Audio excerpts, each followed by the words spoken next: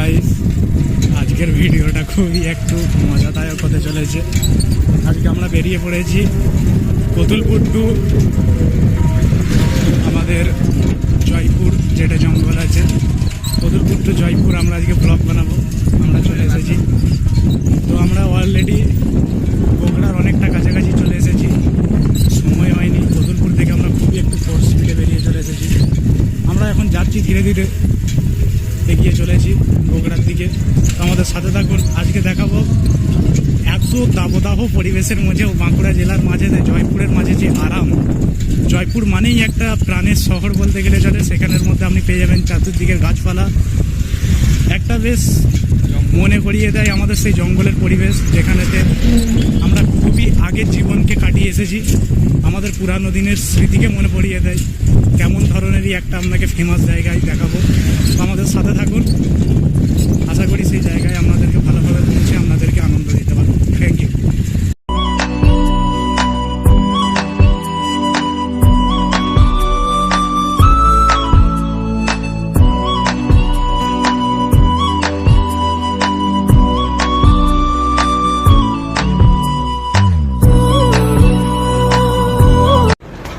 Guys, এটা হচ্ছে গোটা কতুলপুরের পাওয়ার হাউস, সাপ্লাই করে এই জায়গা থেকে। দেখতে অনেকটা ছোট হলেও ভিতর দিকে আরও অনেকটা জায়গা আছে, এখান থেকে করে থাকে পুরোটাই। এটা শুধু এতটা ছোটও না, অনেকটাই জায়গা নিয়ে আছে। আমার হয়তো ভয়েস অনেকটা ব্রেকিং হতে পারে, কারণ আমার কোনো পার্সোনালভাবে ব্লুটুথ মাইক্রোফোন নেই, অনেকটা সমস্যা হতে পারে আমাদের।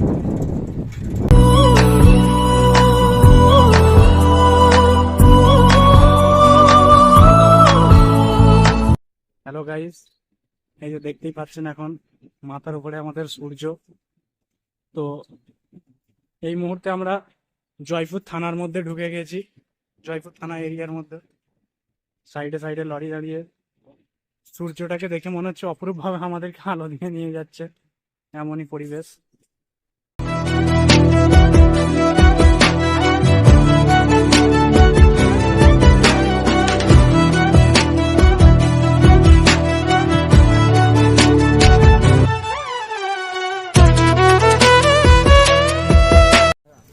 ফাইনালি রাজগ্রাম হাই স্কুলের কাছে পৌঁছে গেলাম।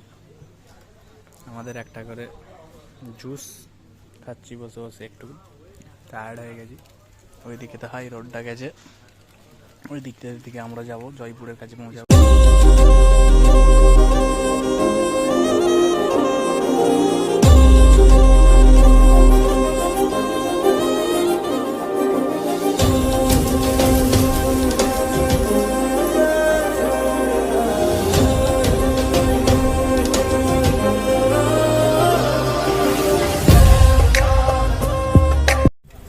ফাইনালি আমরা বনলতা চলে এলাম জয়পুরের কাছে।